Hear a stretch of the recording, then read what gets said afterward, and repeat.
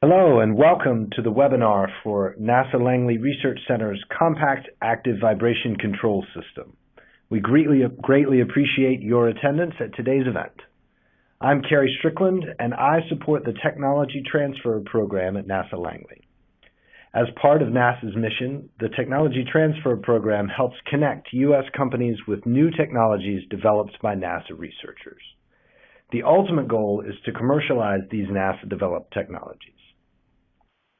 The Compact Active Vibration Control System is one of these new technologies, and we're excited to tell you about it today. But before we get started, a few housekeeping details. If you have questions during the feature presentation today, please type them into the chat box at the left-hand side of your screen. At the end of the talk, I'll be back to pose some of these questions to our NASA speakers. We'll try to fit in as many questions as we have time to answer today, but if we don't get to your question in this session, please contact us afterwards. You'll find a web link on the last slide of this presentation where you can reach us. Also, if you're using your phone for the audio portion of this webinar, make sure to also turn on your computer audio. This is important because our presenters will be showing two short videos which you will only be able to hear through your computer. And now I'd like to introduce our featured speakers, Ran Cabell and Noah Schiller. Ran and Noah are co-inventors of NASA's Compact Active Vibration Control System.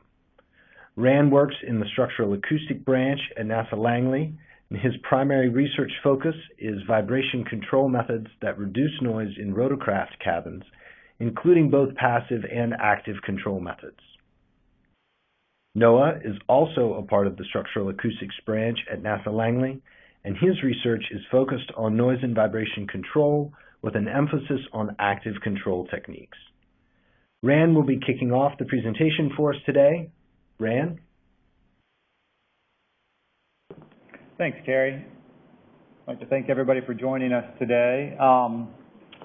I'm going to take the first half of the presentation, and Noah will take the second half. So to start out the presentation, instead of diving right into the innovation, I'm going to describe some of the background, some of the history, and some of the research that we did that led us to the innovation we're going to talk about today.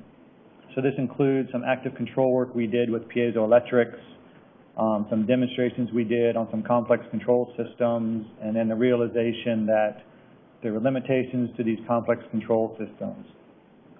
Noah will then take over and talk about this innovation and how it enabled a much simpler control approach. He'll go over some limitations of the technology and then offer a summary and conclusion. And actually at the very end, we'll close with a video that shows a demonstration of the technology. So, as Kerry mentioned, we work in the Structural Acoustics branch, so I'll first describe a bit of the work that we do. As you might guess, structural acoustics involve the interaction of sound with structures. I've got a real simple depiction of sort of a source, path, and receiver model down on the slide to indicate the type of work we do. Most of our work is in aeronautics, so the sources that we typically deal with are propulsion sources such as engines. It could be even noise coming off the airframe of a vehicle. It could be external flow such as a turbulent boundary layer or separated flow.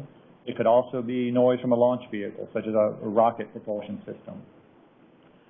This sound or this flow then interacts with the structure, and the structure could be the sidewall of an aircraft fuselage, it could be the side of a rotorcraft cabin, it could be a payload fairing on a launch vehicle. That structure then vibrates and radiates sound into either a passenger compartment or a payload fairing, and it's received by a receiver, and the receiver could be a passenger or it could be a payload. So our job is generally to make the acoustic environment acceptable to the receiver, to the passengers, or make sure that we're not damaging payloads at high acoustic levels. So in general, if we want to make that sound level acceptable, the best place to start is at the left, to the source. What can we do to the source to make it quieter? We'll generally have the best noise control results if we can make the source quieter. Problem is, in lots of aerospace applications, there's not much we can do about the source. I've shown two novel aircraft configurations here on the slide. One is a small passenger vehicle with distributed electric propulsion. And so that's where you've got multiple propellers along the leading edge of the wing. And the one on the right is a larger passenger aircraft with open rotors and a high aspect ratio wing. So the sources are generally determined by some sort of, mission, design, multidisciplinary optimization, and there's not a whole lot we can do, so we really have to live with whatever sound sources we have. So the next step is to maybe we can do something about the structure, because again, it's generally better to try to attack the sound at the structure than wait till it gets into the passenger cabin. So in this case, we might try attaching treatments to the structure, maybe some type of insulation. The problem, again, with an aerospace structure is it's highly optimized. It's a multidisciplinary optimization, and there's severe weight and space constraints. Any kind of weight you add to the vehicle for noise control will generally detract from the mission. It will reduce the payload that it can carry or increase emissions. So it's just a severe operating environment for a noise control solution. So one thing these constraints motivate is to look at active control. Now the idea, by going to an active control solution, the thinking is we can get a more weight and space efficient solution that targets specific noise problems on the vehicle. So an active solution in this context might be some kind of actuator that we attach to the fuselage, and we're trying to then reduce the excitation of the fuselage by that exterior source, or try to reduce the sound radiation from the fuselage. So I've shown on this slide some potential actuators that could be used for active control on an aerospace vehicle. On the top left is a photo of an inertial force actuator, a shaker. In this photo, it's been bolted to the ring frames of a turboprop aircraft, such as the one shown on the right. So with these types of actuators, you can get high force, but that's generally over a limited frequency bandwidth. Your force is proportional to the mass, so once again, we have to be careful how much mass we're adding to the aircraft. Nonetheless, this type of solution is useful, and it's used for active noise control in most commercial turboprops today, so it does have its useful applications. Another type of actuator we looked at in the past is based on the piezoelectric effect. And so, without going into too much detail, this is basically where if you apply an electric field to this piezoelectric material, you will induce a strain in the material. If we attach that piezoelectric material to a structure, then when we excite the piezoelectric material, it will induce a response in that structure. So, for example, if we apply an oscillating voltage to the piezoelectric material, we can then get an oscillating response. We can make the structure vibrate. So this gives us a way to potentially counteract the vibrations or the excitation that's coming from outside the vehicle. This is a compact solution. It's very thin. It can be relatively lightweight. But the dynamics of how that piezoelectric couples into the structure can be complex. I've shown on the right this schematic that shows an equivalent loads representation of a rectangular piezoelectric patch, and this equivalent loads representation shows that how that piezoelectric excites the structure is a combination of moments about the edges and a combination of point forces at the corners of the actuator. Nonetheless, we looked at piezoelectrics because they were just so compact, and we wanted to evaluate them for how they could reduce noise coming through an aircraft sidewall. So what you're seeing on the left side is if you imagine unrolling an aircraft sidewall, that's what this panel represents, where the vertical stiffeners correspond to ring frames in an aircraft, and the horizontal stiffeners correspond to stringers.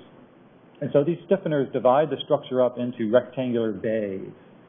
On the right side in the photo, I've shown a close-up of one of those bays, and you can see three large rectangular piezoelectric patches bonded to that bay. And these are PZT material. They're encapsulated in Kapton to improve their robustness. And you can also see in the photo teardrop accelerometers. There are actually 15 teardrop accelerometers mounted on that same panel, and you can see some of the wiring associated with those accelerometers. So we use the piezoelectrics as actuators, and then we use the accelerometers to sense the structural response and for feedback control. So we looked at this approach back in the late 90s and early 2000s, and so we were interested in feedback control of sound radiation from the structure. So what we did is we took a rectangular panel, just like the one shown in the previous picture, and mounted it in the side wall of a wind tunnel. Now the idea here was that we would turn the wind tunnel on, and we would get turbulent boundary layer excitation of that panel, and then we would try to reduce the sound that gets radiated off that panel. So this is simulating the type of fluctuating pressure excitation that aircraft might encounter at cruise. So the graphic shows two bays on this panel, and the blue rectangles correspond to piezoelectric patches, and the black dots correspond to accelerometers, these teardrop accelerometers. So the feedback control approach we used was model-based, and it used empirical model. We would just do a system ID in order to get a state space model of the system. So we would, I've shown the control graphically. We basically take the accelerometers, estimate the radiated sound power coming off that panel, and then that would get fed into our feedback compensator, which would then drive the 3 piezoelectric patches. So this approach worked. What I'm showing are results from a wind tunnel test with this control approach. So you're looking at the radiated sound power from about 100 hertz up to about 1,000 hertz. The red dashed curve shows the radiated sound power from that panel with no control, and the blue curve shows the radiated sound power when the control system was turned on. So you can see good reductions at the peaks, and integrated from over that bandwidth is about a 9 dB reduction. So it's a pretty significant reduction in radiated sound power. Now that was a promising result. However, there were some limitations to the technology. It was very computationally intensive, for one thing. To estimate that radiated sound power involved an eigendecomposition of a sound radiation resistance matrix. Feedback compensator was an LQR controller with a Kalman filter for state estimation. We had a 180 state model. We had dual floating point digital signal processors in order to implement this. And then there's just all kinds of wires, signal conditioning, amplifiers, and filters associated with this, since this was a digital control system. So the results were promising. However, as I mentioned, it's a very complicated control system. Something else that's not quite apparent is that when we turned on the control system on the neighboring bay, so the bay just above the one I've shown in the graphic, it had the potential to reduce the control performance or even destabilize it on the first bay. So this model-based control was very sensitive to your model being accurate. And so if the system changed, then we had to consider how to update the model. We had controllers interacting on multiple bays. So it's just a very complex control problem, and we just didn't see a path forward for implementing something like this on a system where you had hundreds of these bays, and it just seemed way too complicated. So that work, we pretty much wound that down in the early 2000s, but we kept aware of what was going on in the field of piezoelectrics and active control. And a few years ago, we became aware of a new technology, and that enabled a much simpler control approach. And so I've shown on this slide a contrast to the complex control system on the previous slide. This is a much simpler one where we're simply just negative feedback. It's a single input, single output controller. It's got improved robustness, so we're no longer so sensitive to the control being turned on neighboring bays. We're no longer as sensitive to changes in the dynamics of the panel, but we do give up some closed-loop performance with this approach. So this approach, this simpler control approach, was enabled by having a matched actuator sensor pair. So now I'll turn things over to Noah, who'll go into more detail about this matched actuator sensor pair.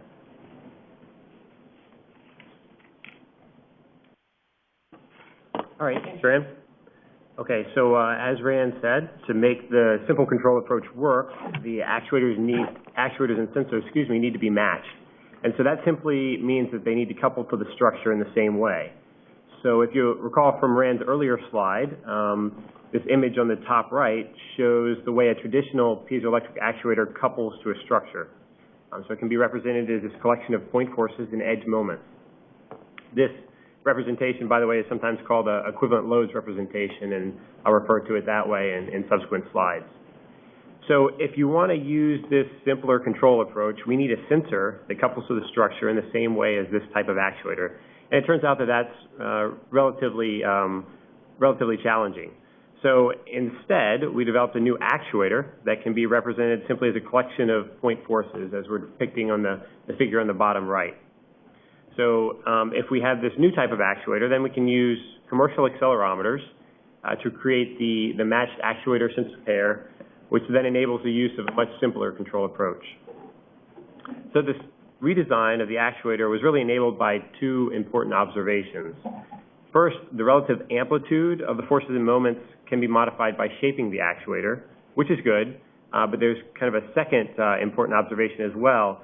Specifically, we noticed that if a directional actuator is used, we have even more control over the distribution of forces and moments. So I'd like to explain what I mean by directional actuator.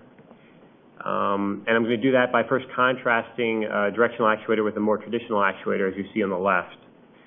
So in a traditional piezoelectric actuator, you have uniform electrodes on both the top and bottom surfaces of the piezoelectric wafer. And this allows you to apply the electric field through the thickness of the material. So since the wafer is typically uniform, the actuator response in both in-plane directions is equal. So in contrast, a directional actuator typically has interdigitated electrodes, as I'm showing on the image on the right. And this allows us to apply the electric field in a preferred in-plane direction, so in the one direction in this case. So now the stress generated in the material due to an applied voltage will not be uniform, and this actually gives us more control during the design of the actuator. So let's say now that we have a directional actuator. How do we eliminate the moments along the edges to get that kind of simpler representation? To explain that, we have a short animation, which we will be showing momentarily. We start with a rectangular actuator with interdigitated electrodes. The actuator is connected to an alternating voltage source by red and black electrical leads. The applied voltage is oscillating, as depicted by the sine wave shown along the top of the animation. The curved arrows along the edges represent the moments generated by this type of actuator, and the straight arrows at each corner represent equivalent point forces. At this point, the shape is beginning to change, and you can see the effect on the equivalent loads representation. Specifically, notice that the moments go away, leaving us with an actuator that couples to the structure in the same way as 4 point forces. This new design simplifies the coupling between the actuator and the structure, which enables the use of a very simple control approach to reduce the vibration of the structure.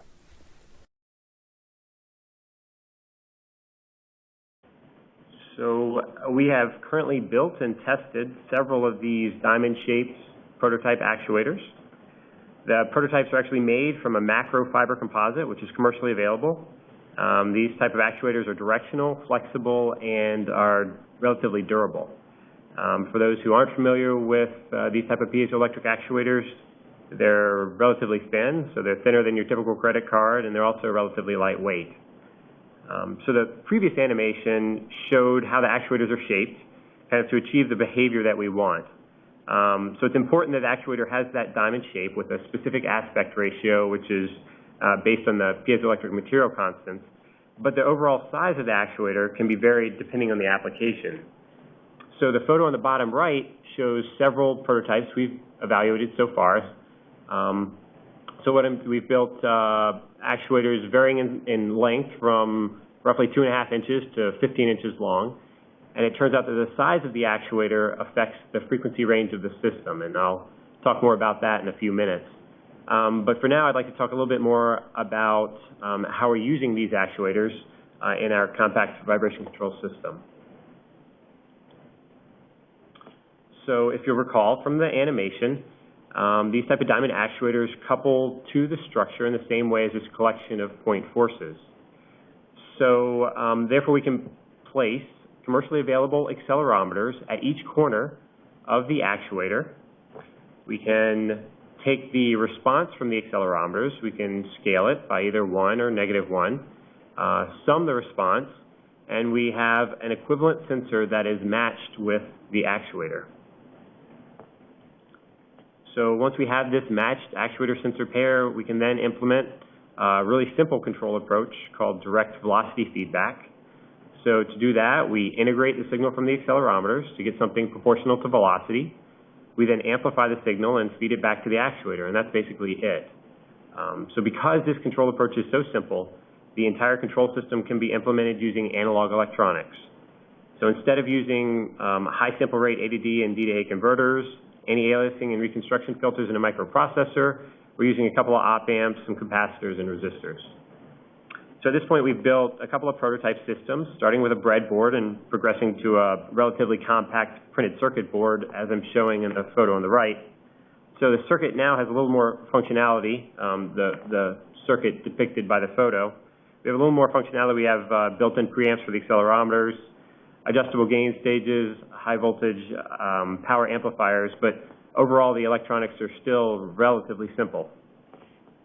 So just to recap here quickly, the system, again, consists of 3 components, right? We have the actuator, we have the sensors, and then we have the electronics. Now, before I talk about performance of the system, I just want to remind everyone about the trade-off that Rand mentioned earlier, associated with moving towards this simpler control approach. So basically, we're moving away from the complex, high-authority model-based control approaches, and therefore we're sacrificing performance in exchange for simplicity and robustness. So we shouldn't expect to completely eliminate the motion of the structure. So then, the obvious question is, what are we really doing? And so that's what I'm trying to explain here. So the control approach we're implementing is called direct velocity feedback. And to understand what that means, we have this simple diagram of a mass spring damper system, and we have a control unit on there implementing direct velocity feedback, and everything inside that red circle represents the control unit.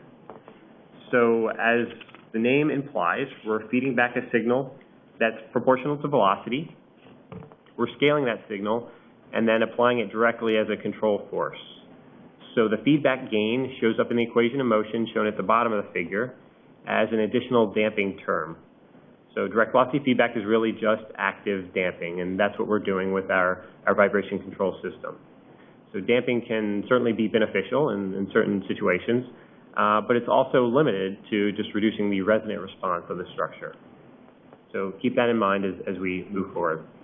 So now we're going to talk about performance.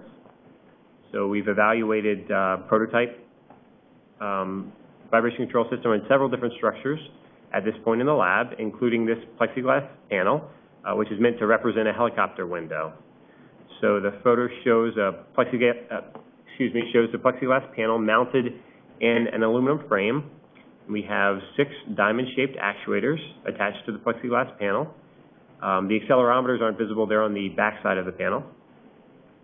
And we evaluated the performance of all 6 control units operating independently. And we did that, we quantified performance by measuring the vibration of the panel with the control units on and off. So on this slide, we're showing kind of an example of the type of performance we got. So we're showing the velocity measured near one of the control units. The black line is control off. The red line is control on. And as you can see, we get large reductions in the response from 500 hertz through 8 kilohertz.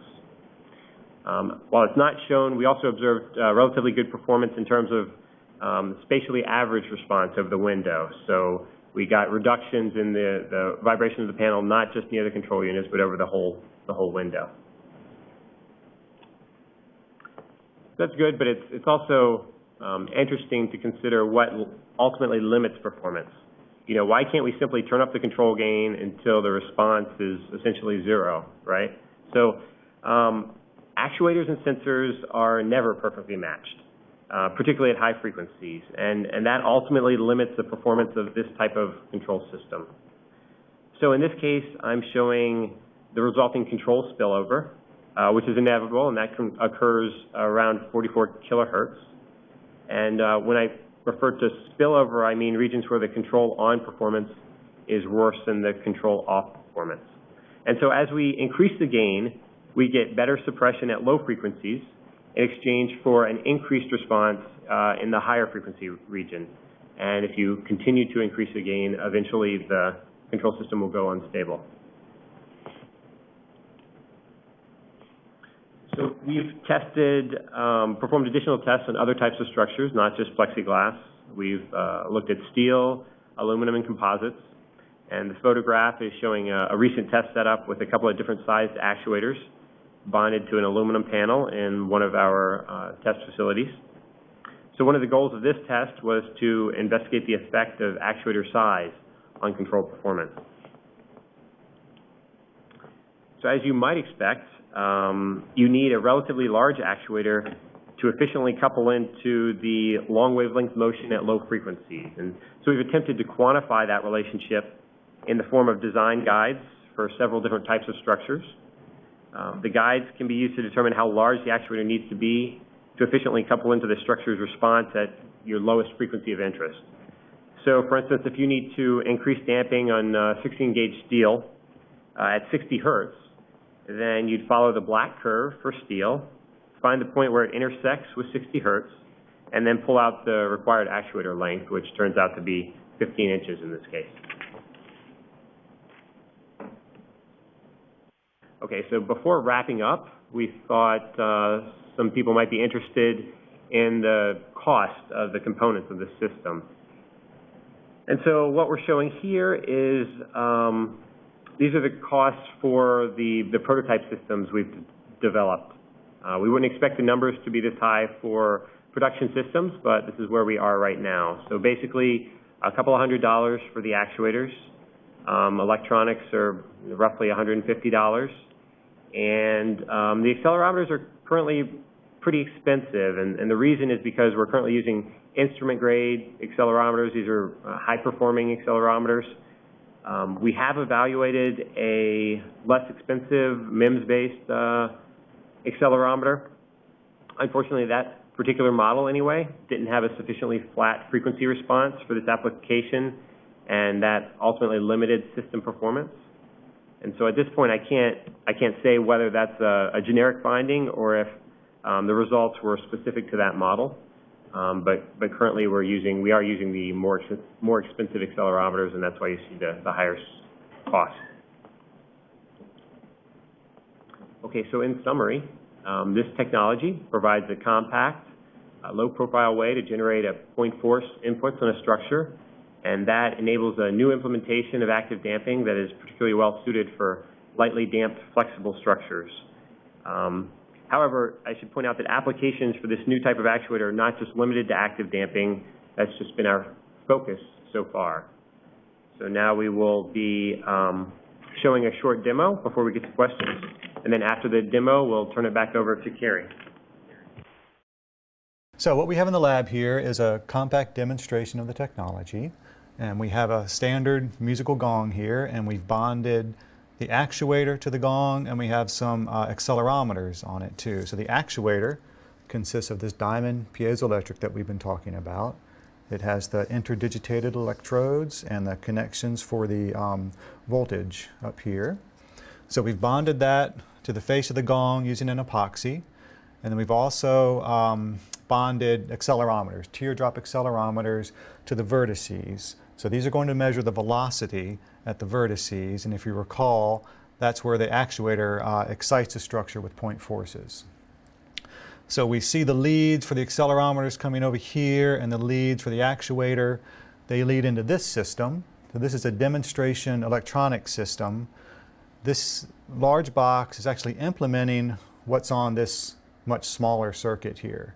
So this much smaller circuit implements a feedback control. It reads in the accelerometer signals, it integrates them to a velocity, multiplies them by -1, and that's what it drives the actuator with. So in this much larger demonstration unit, we've got a nice user interface, we've got the capability to drive much larger actuators. It's just a more general purpose unit. So in this demonstration, what we'll do is Noah will tap the gong with a hammer.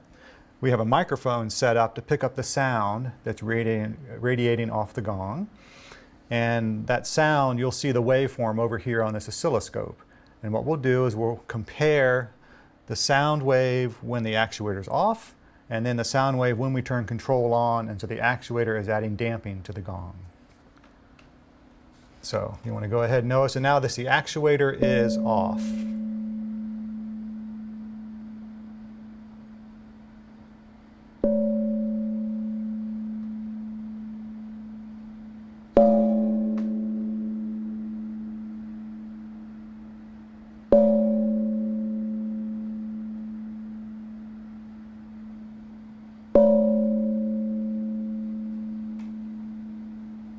Okay, so what you're seeing on here is a sound wave loud right when he hits it, and then it decays as the gong naturally, the sound naturally decays from the gong vibrating. Now what I will do is turn the unit on, so now the control is on, now it's going to add damping to the gong. So you hear the difference when Noah hits it with the hammer.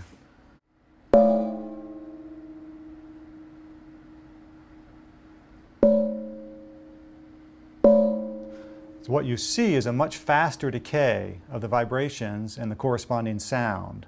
And so that's what this technology does, is it adds damping to the structure, and this gong is just a nice demonstration of how it adds damping. Great. Thank you, Ran and Noah. We have several questions from the audience, and I'll begin going through some. Folks, if you still have other questions, feel free to add them in the chat box and we'll try to get to them. First question, I know you've been focused on the aerospace application so far. What other sorts of applications might you envision for this technology? You're right, we have focused on the aerospace applications. I guess any application that could use a compact, low-profile way to add damping. And then even beyond just adding damping, if we just look at the technology in the actuator, it's applying point forces to a structure that are normal to that structure. So there could be some applications that could benefit from having point forces applied to a structure, maybe some positioning applications, for example.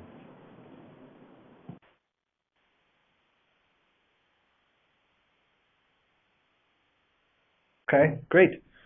The next question, I know you spoke a little bit about the accelerometers used and the cost. Can you tell us a little more about that and whether you see potential for lower cost solutions in the future? Okay, so that's a tough one. So the lower cost alternative that we did evaluate did not work for this application. However, that was just one particular model, and so it's quite possible that there are lower cost accelerometers that would work just fine for the vibration control system, which would then reduce the overall system cost. Unfortunately, we haven't. We're not currently using or haven't evaluated or found the lower cost alternative, so it's just kind of speculation at this point.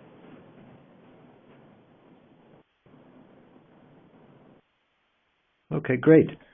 Let's see, next question.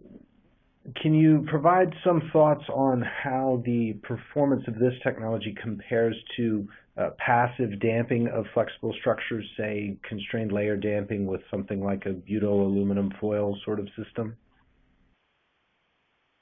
Okay, so the performance of this type of active system and the performance of passive damping tiles, it's really application specific, so it depends on matching between, in the passive case, between your damping tile and your structure, and in this case it also depends on the type of structure that you have the system implemented on. So we have done some preliminary comparison between commercially available damping tiles and our active vibration control system. So we looked at a couple different structures. We looked at 16 gauge steel, and we looked at a relatively flexible composite structure. And for the steel case, the commercially available damping tiles that we had were actually outperformed this vibration control system when we are constrained to the same area coverage.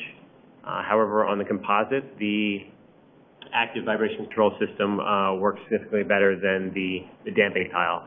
So it's not a clean answer, but I guess it kind of depends.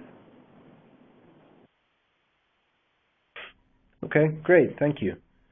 The next question, is this system suitable for vibration control in rotational systems where there's a particular harmonic that needs to be dealt with? It could be. As Noah mentioned, this is adding damping to a system, and so it's going to be effective when there's a resonance. So if there's a rotational system with harmonics, and those harmonics are, exciting a resonance of the system, then this could add damping to those resonances. I guess that's an answer to the question if we assume it's an active damping. If we just use the actuator as the diamond actuator as a force actuator, there could be other possibilities for controlling the system, but we really haven't considered that yet at this point.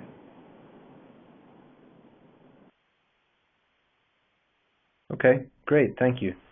A question about the actuator specifically, who supplies those if they're, available for sourcing? They are available. The company makes these actuators with interdigitated electrodes. And basically we just provide them with a design specification for the aspect ratio and the overall size. And as Noah mentioned, they're a couple $100 for each actuator from this source.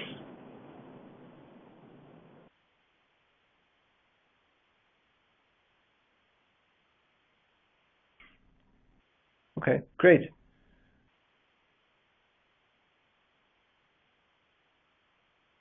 Also, can you talk a little bit about whether there's a relationship between the location of the actuator and how that influences plate resonance on and how that influences noise reduction? Yeah, that's a good question, Kerry. So there is definitely a relationship between where we place these control units and the performance. So if we want them to couple into a particular mode shape, we would like the actuator to be near the antinode, right? If it's located along a node line, it's not going to be particularly effective. But the whole kind of background on this technology is we didn't want to have a model-based system. We didn't want to have to understand the dynamics of the structure in advance. So really the benefit of this type of technology is you place it on your structure. I mean, you place it intelligently along your structure, and you get some increased damping, structural damping. It's kind of similar to if you're using a passive damping tile. There's benefits to optimally placing your passive damping tiles as well. So the same sort of rules of thumb would hold for this active system.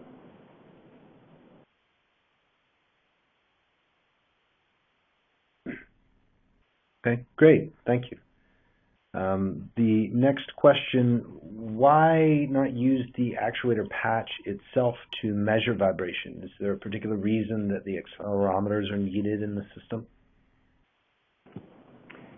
Yeah, so there are a couple of different options to try to create this type of matched actuator sensor pair. One possibility would be to use the same piezoelectric actuator as both the sensor and the actuator. It's called a sensory actuator in the literature, and some folks have looked at that.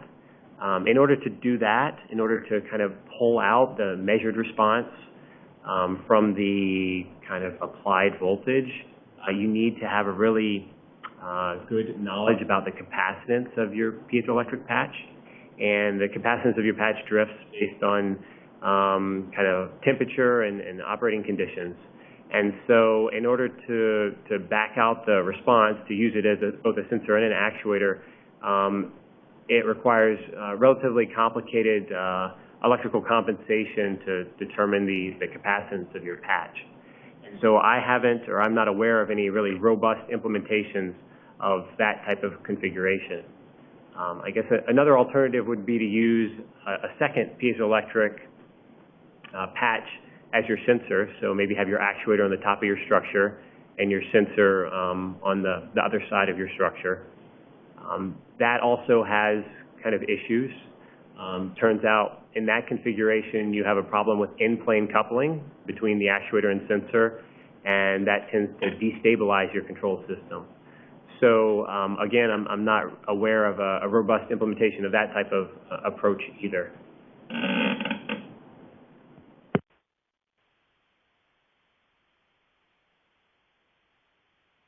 Okay, great. Our next question, have you done any testing or evaluation yet on sort of the maximum plate thickness that you think could be damped with this sort of an actuator?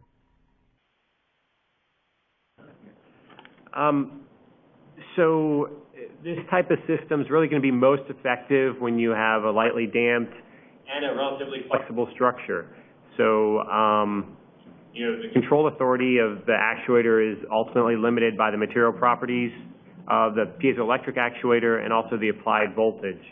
And so we have tested it on 16 gauge steel, and it does work. But, you know, the system's not going to be very effective if you go to, say, a 1/2 inch thick steel plate. You know, you're simply limited by the control authority. So if you need to, you know, if we're kind of at a region where you need higher control authority because of the stiffness of your structure, we could look at increasing the applied voltage. Currently, we're operating at plus or minus 48 volts. You could go to higher voltages to get more control authority, but that's not something we've explored in great detail at this point.